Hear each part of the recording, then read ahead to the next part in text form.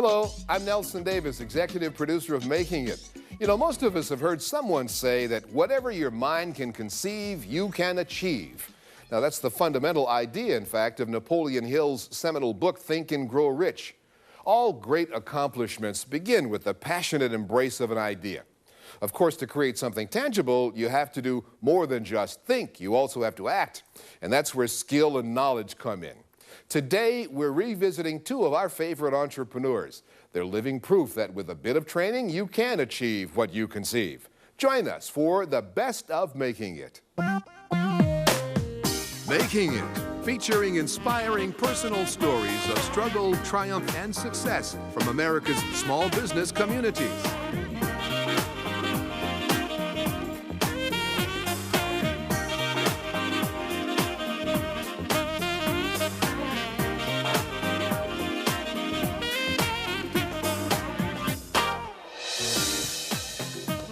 Hello and welcome to Making It. I'm Lynette Romero. And I'm Emmett Miller. Thanks for joining us.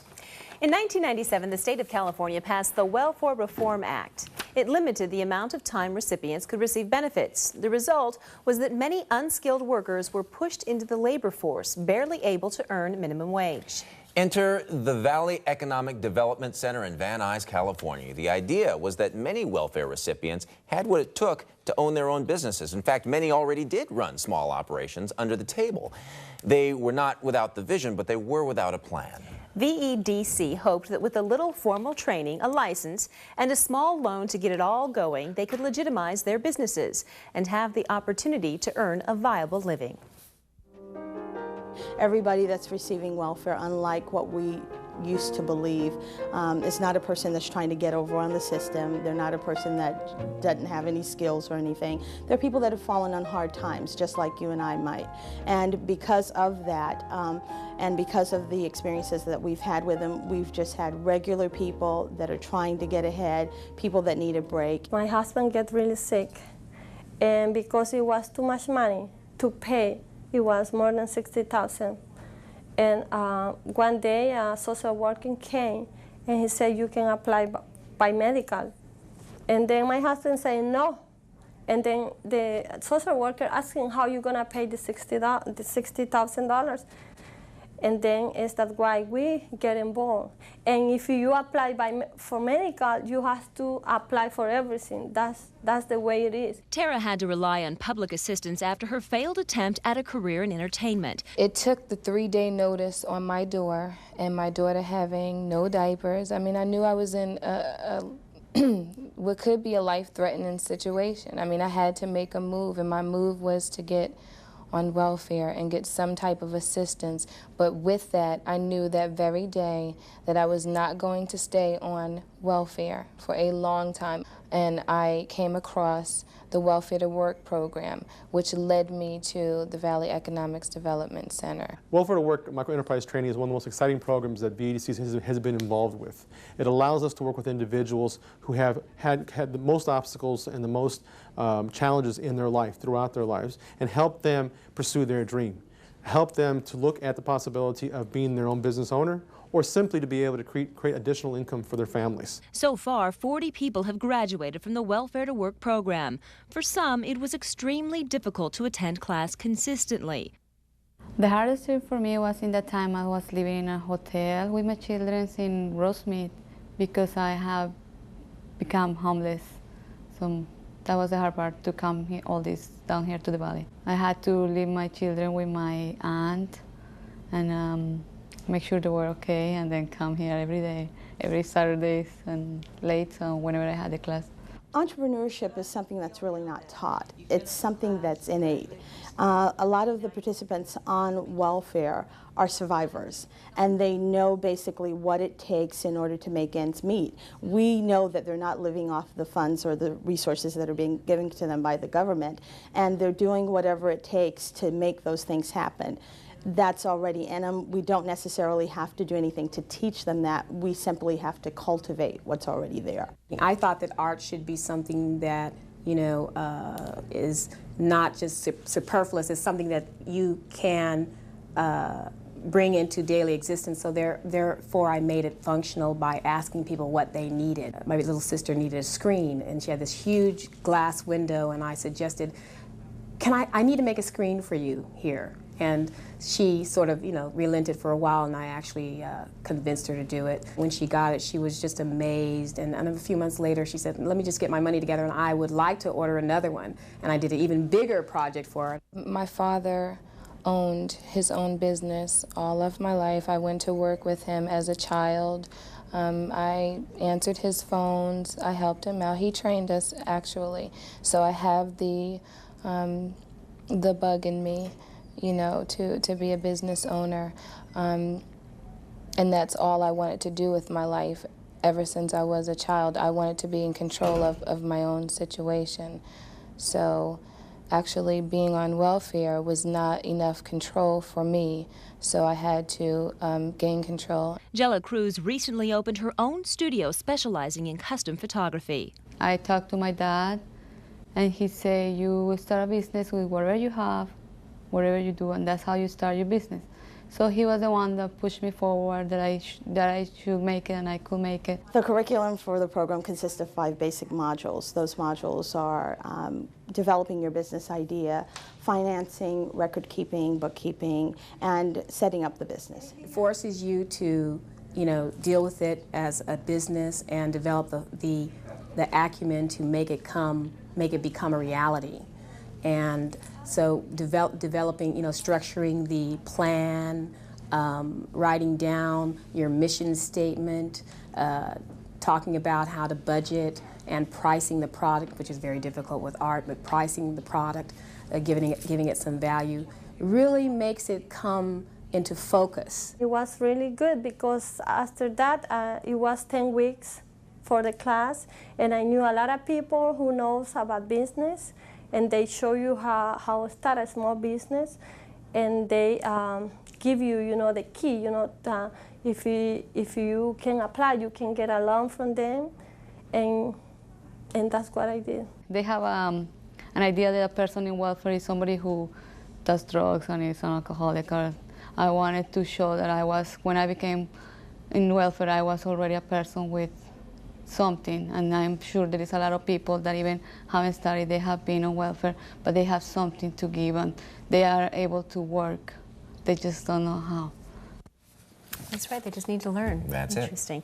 The Welfare to Work program has been renamed BizWorks. This is so great. It now boasts 500 graduates, and some of the new businesses started by these entrepreneurs include daycare centers, boutiques, and a crime scene cleanup operation. All the entrepreneurs in BizWorks are striving to better themselves. Transformational coach Kute Blackson says you should do the same. In Secrets of Success, Blackson says the best investment in your business is an investment in yourself. As we progress towards the 21st century, it's said that information doubles every 14 to 18 months. Our paradigms are shifting.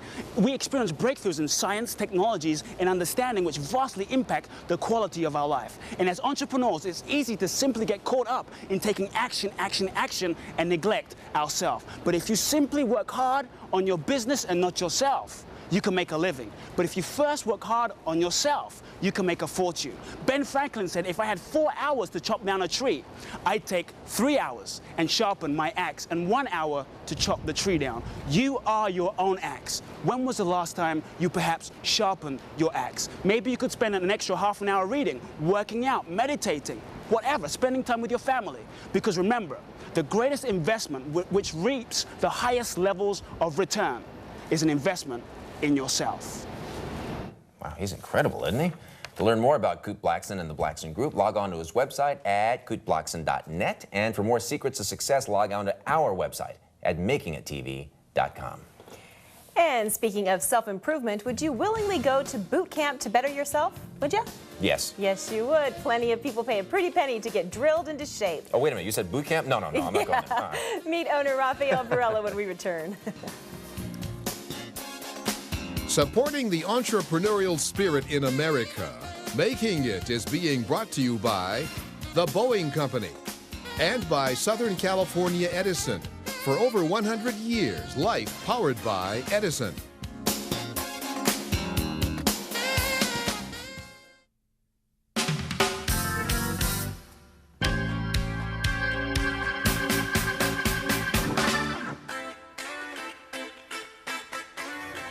And welcome back to Making It. On today's show, we're taking a look at entrepreneurs who've conceived, believed, and achieved. And of course, a little training goes a long way in converting those visions into successful businesses. Rafael Varela believes in training so much so that he owns and operates his own fitness company, Optimum Boot Camp. He now grosses about $30,000 a month.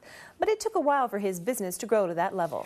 After spending 6 years as a Marine, Rafael became a personal trainer. Word of his unique and thorough workout methods spread. And then he conceived an idea. Why not marry his two loves, physical fitness and the USMC training he'd received? The offspring was Optimum Boot Camp. The tri-weekly 90-minute sessions include an obstacle course, aerobics, and calisthenics. And by the way, no wimps need apply. Down. Attention. Listen up. Combine a lifelong passion, discipline. What I basically took from my experience with the Marine Corps and the military was their actual boot camp format. The way they had us run through boot camp, I pretty much used their format with variations of exercises that I learned through my exercise education. And excellent management skills to become the entrepreneur you can be. That is, in fact, how Rafael Varela became founder and owner of Optimum Boot Camp. All the way up. Down, up, down. I kind of put what I, got out of the military, out of the Marine Corps, and combined that with actual personal training and my exercise knowledge.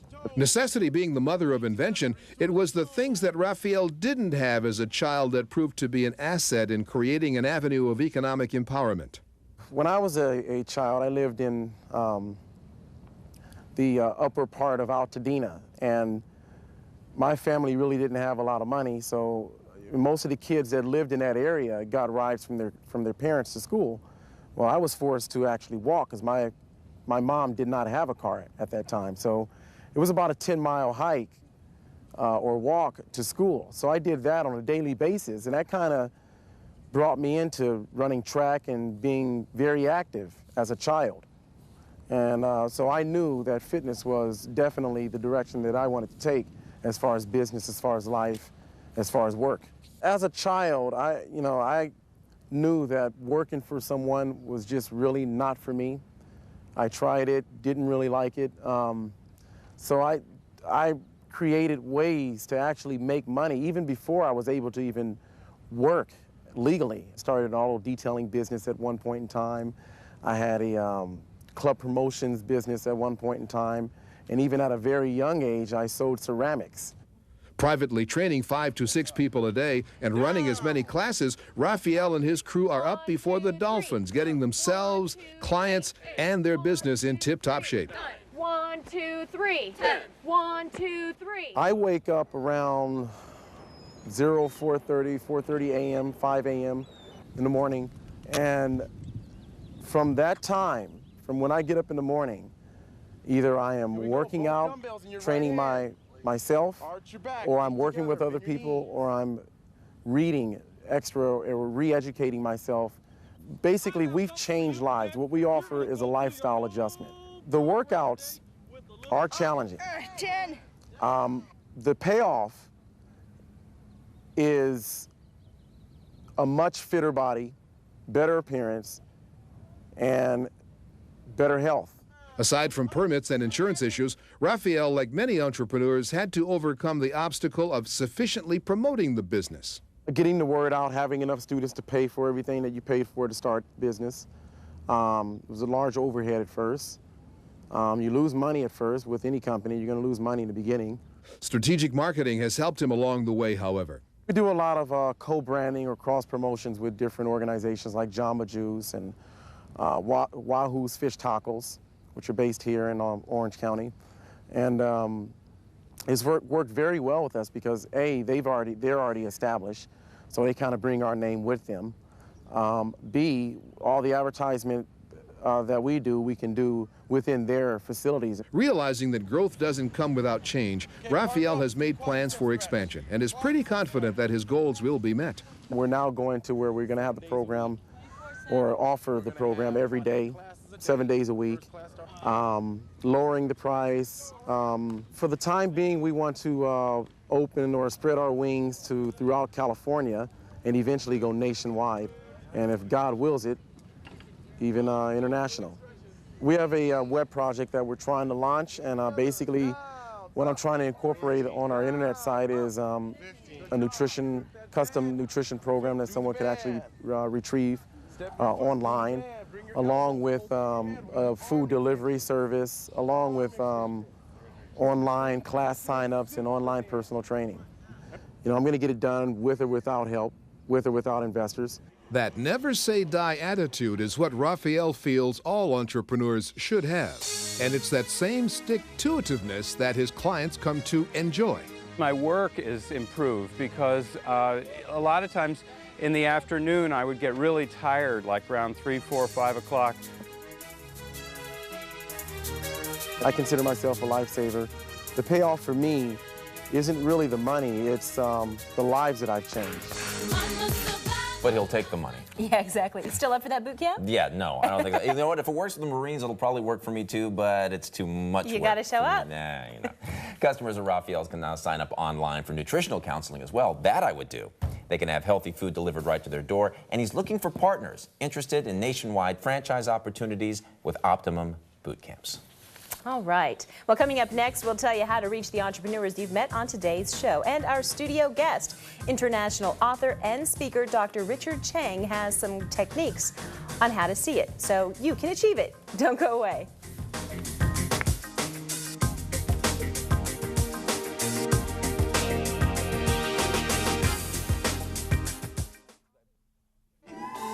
And here's how you can get in touch with the entrepreneurs you've met on today's show. You can contact BizWorks at the Valley Economic Development Center. The phone number is 818-907-9977.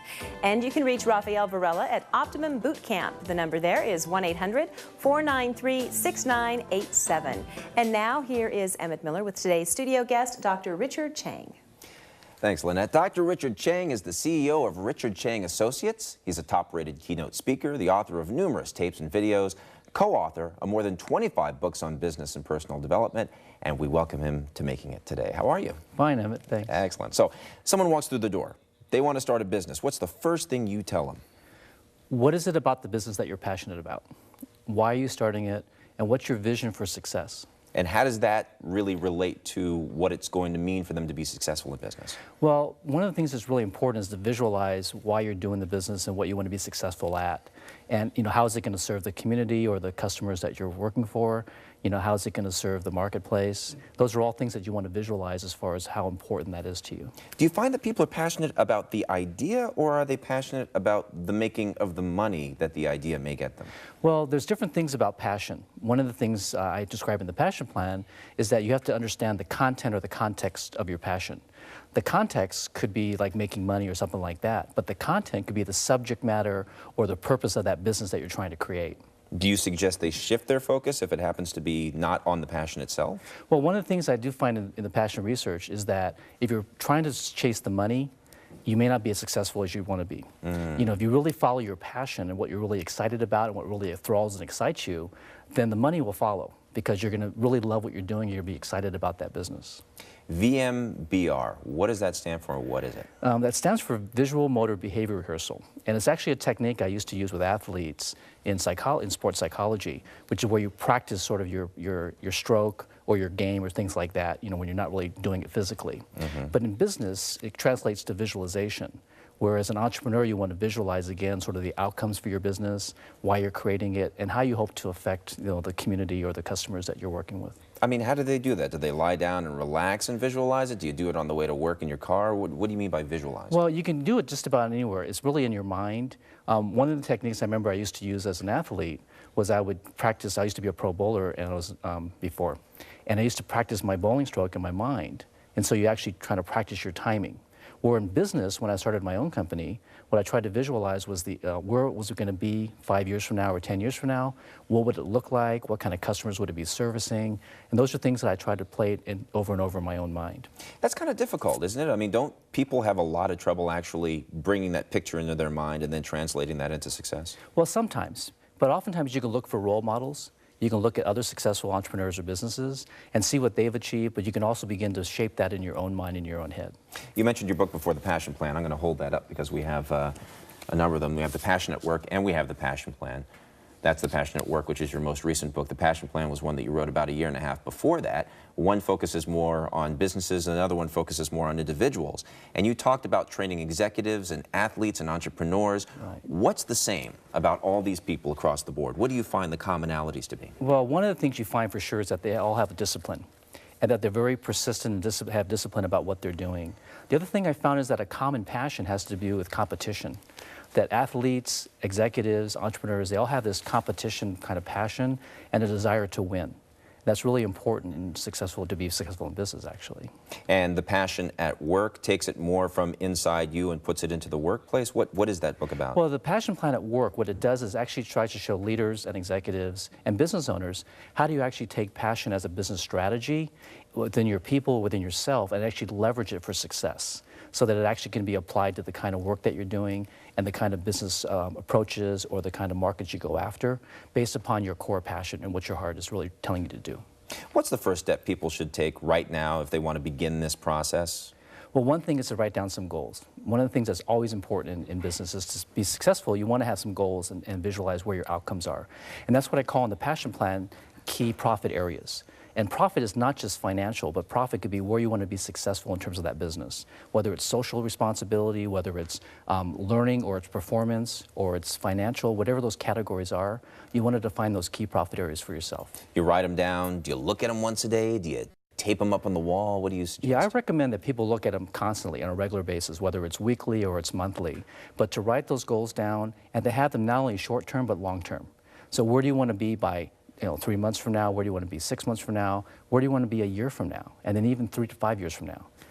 You know, it's kind of funny, we were talking before we went on the air about how the business world is changing. Corporations are changing. The way that they hire people and the reasons that they hire people, even the length of time that they hire people for is changing. How do you incorporate that into what you teach?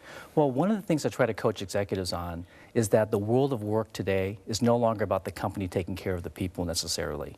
It's really about making sure that people find themselves in those jobs and you really help them find and apply their passion at work. Because otherwise they're going to follow that passion in other directions, or they're going to want to follow that toward entrepreneurism and things like that as well themselves. So it's very important for leaders to really embrace how is it that you work? And what is it that you really love doing, and making sure that the tasks or the jobs or the projects really align to that core passion, because it really requires less management in that case. Dr. Richard Cheng, thank you very much. Thanks. Come back, see us again. And we're going to tell you how you can contact Dr. Cheng and Associates right after this.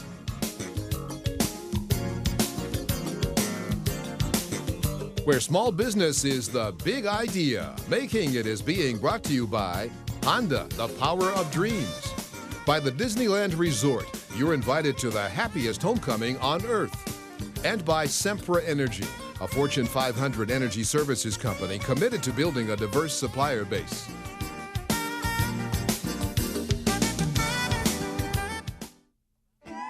Okay, you can reach Dr. Richard Cheng at Richard Cheng Associates by calling 800-756-8096 or log on to his website, richardchengassociates.com. And if you'd like to get a copy of today's show or to find other small business resources, just log on to our website at makingittv.com.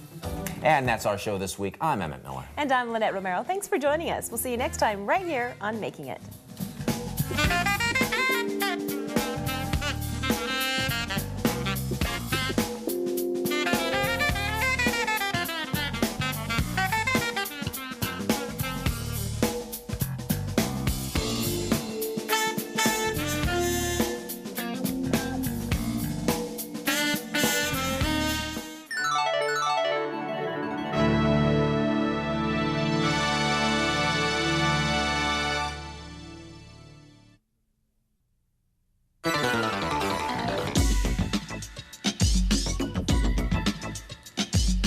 Hello, I'm Nelson Davis, executive producer of Making It. You know, you can present two people with the same scenario, and one will see nothing more than obstacles and difficulty, while the other will see a golden opportunity. It's the second person who becomes an entrepreneur. And today you'll meet two California women who saw and seized opportunities.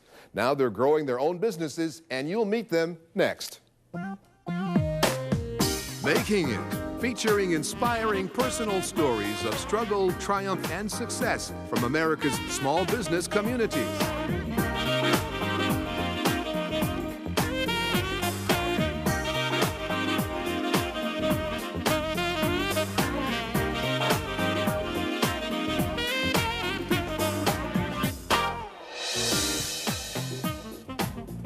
Hello and welcome to Making It. I'm Lynette Romero. And I'm Evan Miller. Thanks for joining us. Some of the most successful entrepreneurs of our time recognized opportunity in a sea of obstacles. Consider Howard Schultz, the man who took a little Seattle coffee house and turned it into Starbucks. Remember him? Or maybe even Robert Johnson, who saw a chance to create TV programming for African Americans with Black Entertainment Television. And now we can add another name to that list, Carmen Murray. Well, many people would consider Carmen an unlikely entrepreneur. She grew up in a poor neighborhood in Mexico, living in a tiny house with dirt floors.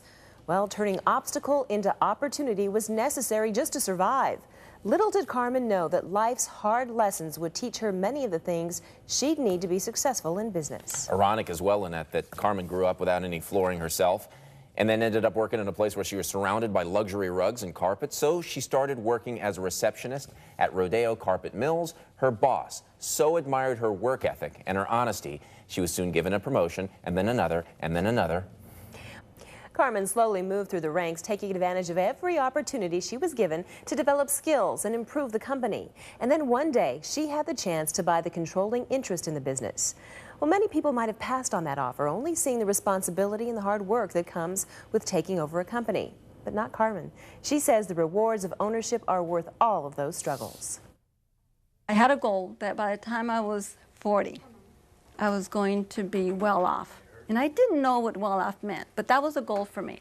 It was a goal that seemed far-fetched. After all, Carmen Murray was working as a part-time receptionist with only a high school education. She came to the United States from Mexico when she was 10 years old. She remembers how poor her family was and how they struggled. I don't think that anyone can imagine how I grew up or where I lived. No flooring, basically just dirt flooring. No indoor plumbing, so if you had to shower up or go to the restroom, you had to go out into an outhouse. With little money in the family, Carmen had no choice but to work. She started at age 6. My sister and I, Lenore, my mother used to make burritos, and she would send us out in the street to sell them. And so we sold burritos on the street after school every day. After such a difficult childhood, Carmen was relieved when she got married years later. She thought life was supposed to be easier from here on out while working at a carpet factory. I thought, okay, great, my husband's going to support me and I don't have to work anymore. I had been working for a long time, since I was like 6 years old. So I figured I would look for part-time work, which I did. I found it here. I started working as a part-time receptionist. When I was a part-time receptionist, it was just a job. It was just something that was helping support the household. And I didn't know anything about the carpet business. All I knew is you install it, fuzzy side up, and that's all I knew. Though she only had a low-level job, Carmen worked hard and diligently. Her boss, Lou Sugarman, took notice. He said to me plenty of times, he said, honey, I would trust you in a room full of uncounted money. And that meant a lot to me. And little things like that he would say would just motivate me even more. So motivated was Carmen, Lou Sugarman promoted her to general manager. He also gave her the option to buy stock in the company. I don't know how he decided to give me the opportunity to purchase stock from him. Why me? I always ask myself, why me? And the only thing I can come up with is he felt that I took care of his company. But her rise to management and subsequent ownership did not sit well with some of her one-time colleagues. After all, they were the ones that had taught her everything she knew. I did find some resistance, which is pretty normal. You know, a female Hispanic, I think, is pretty normal, that rose above everybody else that had already been here. They wanted to keep going the way it was. And I knew that we had to change. And so I kept at it, I kept insisting, and I did a lot of politically correct, even though it was very frustrating to deal with that. I felt that I couldn't force it. I had to work with them. Then, just as her employees were coming around, a bad economy hit. And then, September 11th. Carmen's $5 million business was cut to less than half, forcing her to lay off 50% of her employees. It was very hard. It was the hardest part of my life that I had to go through. I had to put it off for a month. And I couldn't sleep at night. I was getting maybe 30 minutes sleep at night. And that was very hard. I lost 10 pounds within 2 weeks. Couldn't sleep. I looked terrible. And, that was something I had to do. With little money coming in, Carmen took the unusual step of spending money and still going out. She just did it on a budget. Instead of getting on a plane 2 weeks from now and paying $600 for a ticket, I planned 21 days in advance and traveled Southwest for $29 a ticket. So I really planned, and I kept going out, and I kept doing my homework, and I kept marketing the product. After years of downtime, Carmen's strategy paid off. Today, Rodeo Carpet Mills is a bustling business. Okay, so this particular carpet here, this is for the Sheen residents, and we need to make sure that we ship it before Christmas. From the homes of celebrities like Charlie Sheen to the floors of corporate aircraft, Rodeo Carpet Mills caters to a niche of mostly high-end clients. Many of the carpets are handcrafted and can run up to $1 million. Business is so good, Carmen says the company might rebound to its $5 million level. We expect to get back to normal by the end of this calendar year. Even though business is good, Carmen says she's learned a valuable lesson from when things weren't so great. Plan ahead and save a lot of money for rainy days. And despite her ups, despite her downs, despite even her poor childhood back in Mexico, Carmen says she's now reached her goal, and she wouldn't change a thing. If I go back and see myself where I come from and how I lived, I am more than well off. I have exceeded, in my definition, well off. You know, it's interesting. She said she kept thinking to herself, why me? You know, why not her? That's very true. We have to think, why not me? That's very true. Well, despite the return to a $5 million gross, Carmen knows sales can dip always once again. But she says one reason for her continued success at the helm is she always has a plan, and she continues to work hard. So, do you have what it takes to run a business like Carmen? You can know in minutes by answering some essential questions. Business author Harold LaFalle explains in today's Secrets of Success. Unsure whether or not you have what it takes to become a CEO of your own business? Here are 10 key questions to ask yourself. Number 1, are you a self-starter? Number 2, do you have good people skills? Number 3, can you take charge of a project and see it through to completion? Number 4, can you make sound decisions quickly? Number 5, is your health good? Number 6, are you trustworthy? Number 7, are you good at organizing things? Number 8, are your personal finances in order? Number 9, are you passionate about your business idea? And number 10, are you willing to work long hours with no compensation? If you answered yes to 8 or more of these questions, you have what it takes to become a CEO. And to learn more, pick up a copy of Harold LaFalle's book, Brother CEO, or you can call him at 702-645-8297. And for more advice on achieving your business goals, visit our website as well, makingittv.com. And coming up next, Sandy and David Delgadillo didn't know a thing about exercise equipment, but that didn't stop them from seizing an opportunity to develop a business in the heart of it. Their story when we come back. Celebrating the entrepreneurial spirit in America, Making It is being brought to you by Southern California Edison. For over 100 years, life powered by Edison. And by Honda, the power of dreams.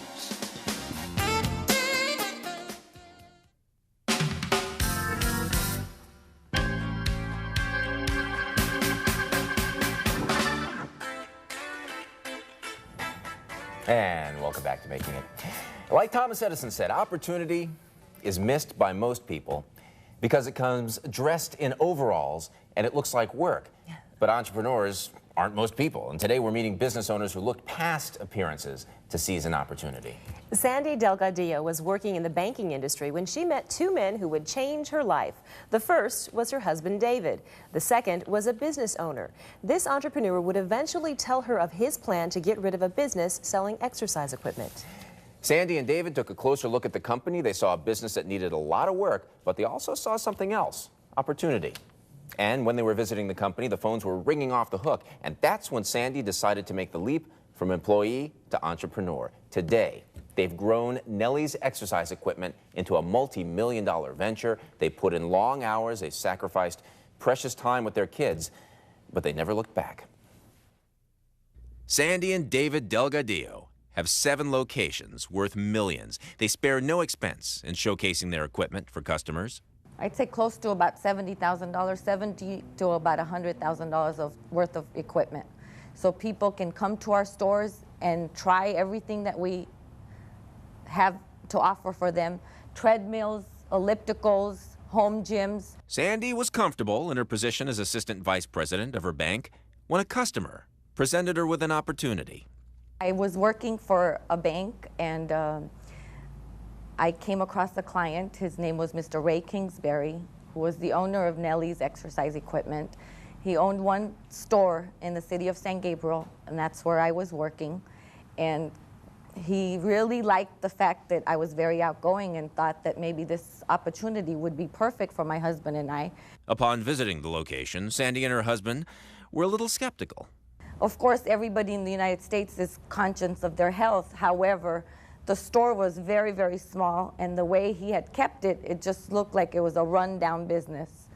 So, frankly speaking, we both looked at each other and decided that, no, this isn't probably the right way to go. But it was Sandy's husband, David, who convinced her that Nellie's was a diamond in the rough. I tried to look through all the aesthetics of the business, and I looked at the opportunity based on when I was a young man. I think every generation, as you're growing up, wants to lift weights or they want to do some type of bodybuilding.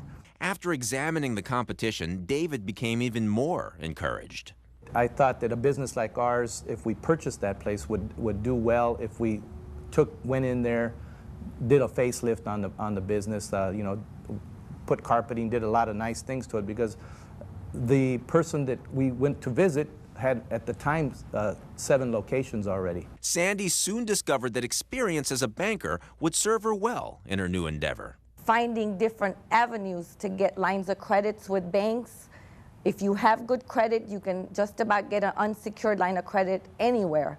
And big banks such as Bank of America, Wells Fargo Bank are very open to helping small people like ourselves. David's employment background complemented Sandy's knowledge in finance. My background at the time was I was a plant manager for 17 years, and indirectly working for me, I had somewhere around 350 people that worked under me. Even with over 30 years of combined experience, it still wasn't enough to prepare them for all the challenges they'd soon face. We sacrificed and gave up our beautiful home and leased it out and moved into a condominium. Also, like David said, we gave up our luxurious car. We just had a small, at the time, I think it was a Nissan 240 SX that we drove. And my poor husband would drive his 10-speed bike also because he wanted to get fit again and go to work. And during those difficult times, it was the strength of family that helped them to persevere. Some of the key figures have been, without a doubt, my wife is the key figure for myself. My son, I have a son by the name of Brian that has helped me, and he's been in the store since he was, I think, 10 years old. And he's 22 now, 23, and he's been a big key to helping us succeed. All the years of sacrifice have paid off in dividends. From the time we opened, they've gone from, I think we were doing maybe 50,000 to 60,000 a year, and they're probably close to 4 million a year now. The robust expansion has left the Delgadillos hopeful for the future. Well, we'd like to obviously grow this business for our children. You know, the whole intent was to grow this business so they can have an opportunity, since they've put so much effort since they've been born and raised with this business with us. My son now is 10 years old. He was practically brought up with us here. The next step for David and Sandy is to merge onto the information superhighway. A future growth, we intend on really trying to develop our internet business at the time, because in conjunction with what we're doing now, that's going to be a big part of our business. David cautions entrepreneurs to be prudent in growing their businesses. Because there's a lot involved in it. There's advertising, there's being able to floor everything, because it's a substantial investment to put everything. You have signs, you have all the interior that has to be done. You got to floor several thousands of dollars of product that just sits on your floor, and you got advertising to consider. So there's a lot of things that go into planning a place in a retail store. Spending their days together as a couple has its challenges, but the husband and wife team routinely work out the kinks. However, I do sign all the checks, but he is the boss, and we're blessed, and I'm just grateful for everything that God's given us. It amazes me how many of the entrepreneurs say that family is something that you don't have a lot of time for once you start the business, Right. but family is the very thing that gets you through sometimes. Exactly. And that little guy, her son, was in there lifting weights. He's right there with the family business, Take isn't some he? lessons from Yeah. An important business lesson from David and Sandy is never sell products that customers don't need just to make a profit. Okay, coming up next, she's helping women make money and make a difference. Christine Closer is in the studio to share how she empowers women to seize opportunities in their financial and business lives. But first, check out a useful guide that reveals the specifics of how to buy and sell a business.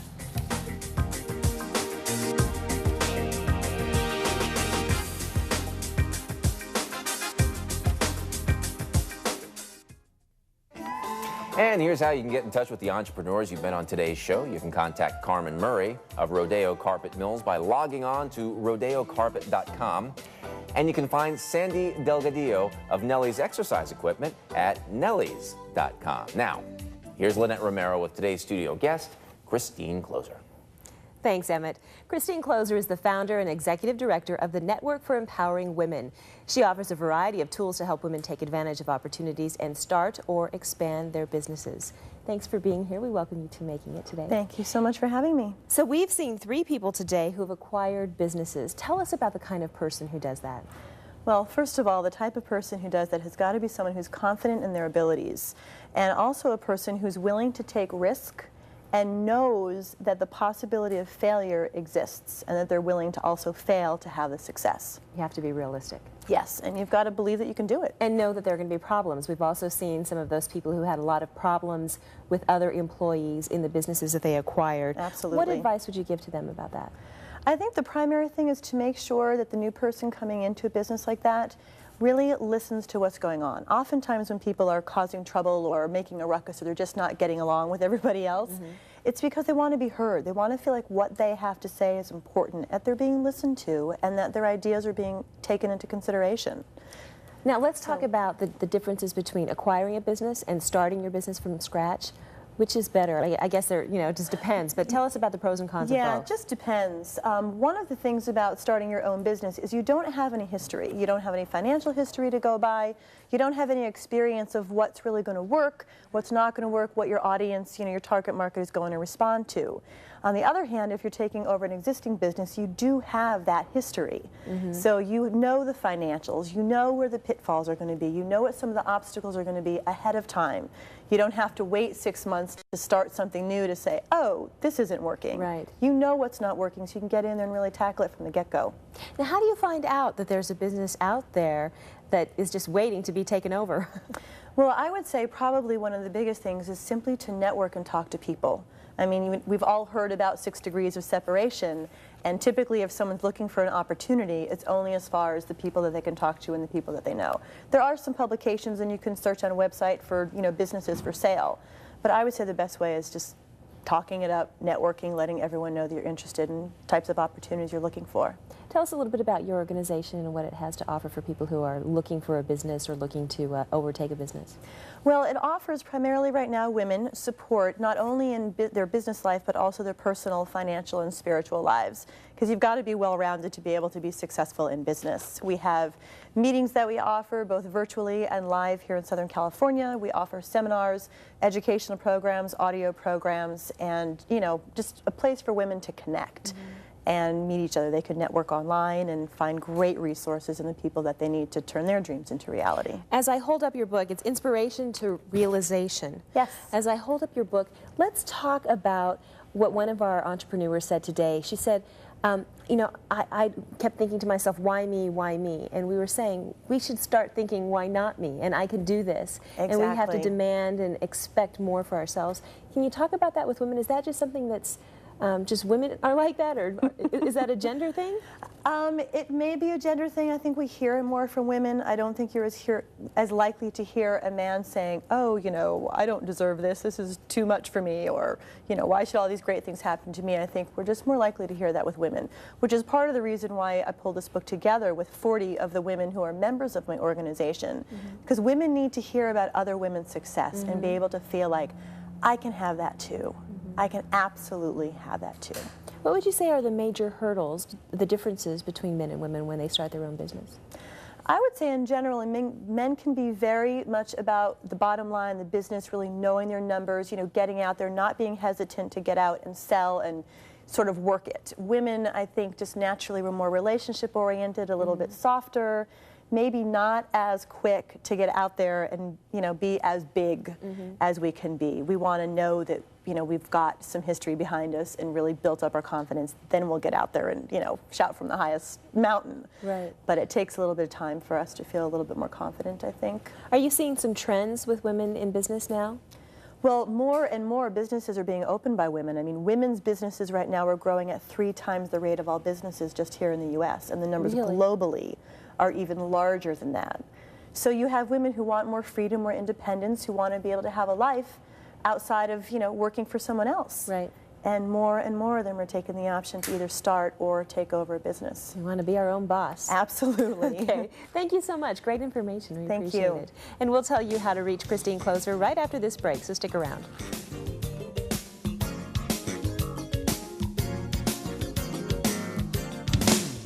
Making It, America's most lauded small business TV show, is being brought to you by The Boeing Company, by Sempra Energy, a Fortune 500 energy services company committed to building a diverse supplier base, and by the Disneyland Resort in California, where you can experience a whole new world of magic at every turn. And if you'd like to reach Christine Closer, just send an email to ck@newentrepreneurs.com. And you can purchase a copy of today's show on our website, makingittv.com, and there you can also tap into a number of business resources. Well, that is our show for this week. I'm Lynette Romero. And I'm Emmett Miller. Thanks for joining us. See you next time, right here on Making It. Take care.